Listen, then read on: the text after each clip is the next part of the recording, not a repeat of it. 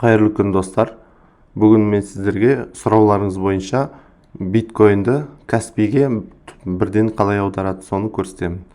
Сіздерде егер майнинг етіп жатқан мындай NiceHash болса, кошелек немесе тағы да басқасы, мен мысал ретінде NiceHashпен көрсетемін. Сілтемесін описанияға тастаймын. Сонымен YT деп өзіміздің NiceHash аккаунтымызға кіреміз. Ішінде биткоины бар. Одан кейін Google аутентификатор, яғни двухфакторный аутентификаторның кодын тереміз. Бұл не десеңіздер, егер Play Marketте бар, қазір көрсетейін сіздерге. Мінекей. Сіздер оны тіркелген кезде шығады. Яғни ол мына приложение мінекей. Осыған тіркелген болу керексіздер. Мен қазір кодын енгіземін.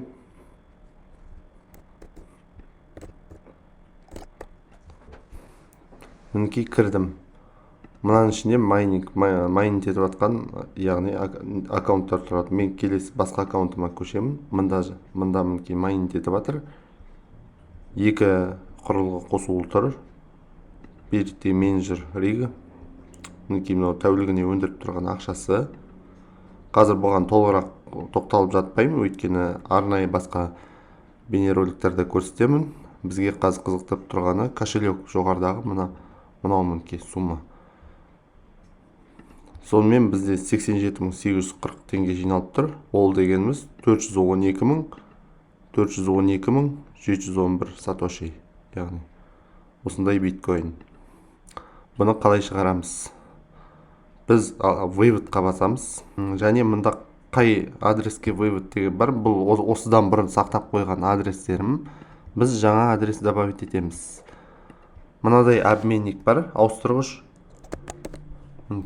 Әрине ауыстыратын обменниктің түрлері көп.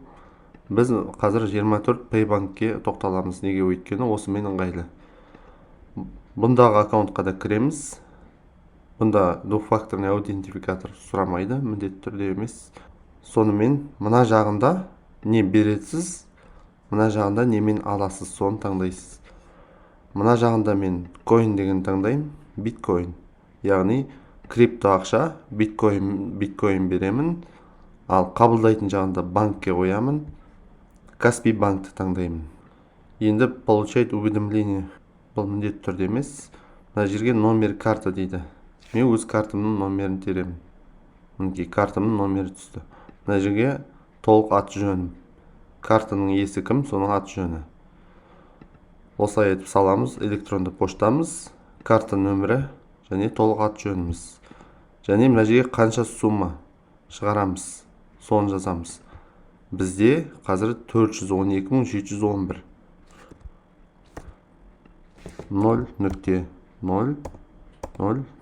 412.711. Комиссия аномнаулары бар, сондықтан кішкене аз сумманы жазамыз. 412.511. Ол дегеніміз, мына яғни ауыстыратын сервистерінде өзінің ұстайтын комиссиясы бар. Сонда біз қолымызға 81.412 теңгені аламыз деген сөз. Мұның астында қазіргі курспен қаншаға ауыстыратын тұр. Бұл кейде өседі, кейде түседі курсқа байланысты. Ал резерв дегеніміз, бұларда жалпы қанша теңгеге дейін ауыстыра алады. Мысалы 600 миллионға дейін ауыстыра алады екен. Сонымен әрі қарай кеттік. Сумманы жазып болған соң, начать обмен батырмасын басамыз. Сосын бізге мына адрес береді. Мынадай мінекей. Осы адреске жібер дейді. Осыны копировать деп көшіріп аламыз. NiceHash кошелегімізге қайтып барамыз. Вывод батырмасын басып. Мына жерде адрестердің арасында добавить новый адрес вывод дейміз. Адрес выводыға жаңа көшіріп алған адресті саламыз. Мұқият тексеріңіздер. Мұқият тексеріп шығу керек. Бір символға да қателесуге болмайды. Көз жеткіземіз толығымен дұрыс көшіргенімізге. Егер қателескен жағдайда кері қайтару мүмкіндігі жоқ. Яғни ақшаңыз жоғалады. Мына жерге атауы, мысалы 24 P7 деп қоямын мен. Шатаспас үшін. Немесе 99 деп жазып қойайын. Мына жерге галочка қоямыз. Подтвердить батырмасын басамыз. Одан кейін тағы да жаңа Google аутентификатордың кодын сұрайды. Телефонымызда ашамызда соны тереміз. Мен телефонымды аштым, мінекей қасымда тұр. 926 365. Подтвердить батырмасын басамын. Одан кейін электронды поштаға келген кодты подтвердить ет дейді. Яғни екі еселенген растау қауіпсіздік үшін. Мына жаққа келдім мінекей. Мен осыны көшіріп аламын. Және мында саламын. Подтвердить батырмасын басамын. Вы успешно добавили деп былай деп шықса, дұрыс қосқанымыз деген сөз. Міне енді қайда шығарасын енді 24P99 деп жаңа қосқан адресімізге шығарамыз. Мына жақта максимальны дейміз. Бар сумманың барлығын немесе қолмен битіп жазуға да болады жаңағыдай. Былай еткізіп қолмен жазуға да болады. Мына жерге теңгемен қанша, комиссиясы қанша барлығын көрсетеді. Біз максимальны деп жазамыз. Мен барлығын шығарамын. Просмотр выводы дейміз. Толық көз жеткізіп алған соң адресті мына жерде тағы бір мәрте тексеріп аламыз. Мында күтіп тұр әзірше әлі. Мінекей адрестің дұрыс екеніне көз жеткізген соң галочка қоямыз, вывести батырмасын басамыз. Енді просмотр транзакция деп аударылып жатқан процесін көруге болады. Мына жаққа басамыз мінекей. Мына уведомленияның ішіне шығады қазір. Страницаны перезагруз жасаймыз. Мінекей был выполнен вывод деп тұр. Мінекей стрелка. Мына жақта тұр бізде мінекей вывод жасап жатқанымыз астында. Недавние действияды көрсетіп тұрады. Обработка уақыты 10 минуттан бастап 24 сағатқа дейін уақыт алу мүмкін. Бұл яғни виза карталардағыдай емес, кішкене уақыт алады.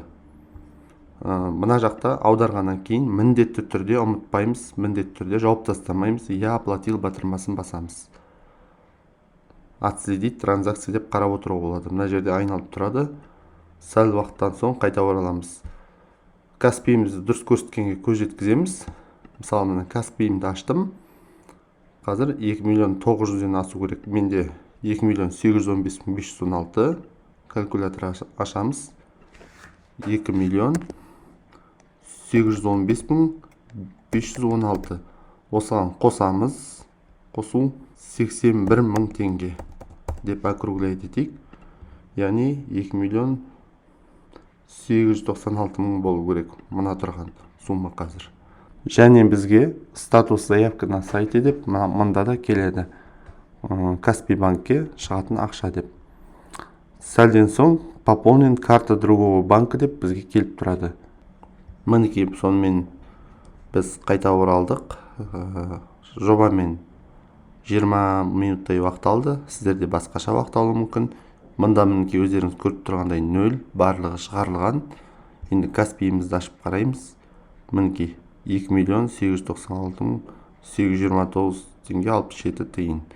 Яғни бізге карта пополнение другого банка деп түседі. Телефондарыңызда Каспий тұрса, сообщениеге келіп тұрады, түсті деп. Назарларыңызға көп рахмет. Сұрақтарыңыз болса комментарияға жаза кетіңіздер. Ұнаса лайк басып достарыңызға тарата жүріңіздер. Келесі видеоларда жолыққанша сау саламатты болыңыздар.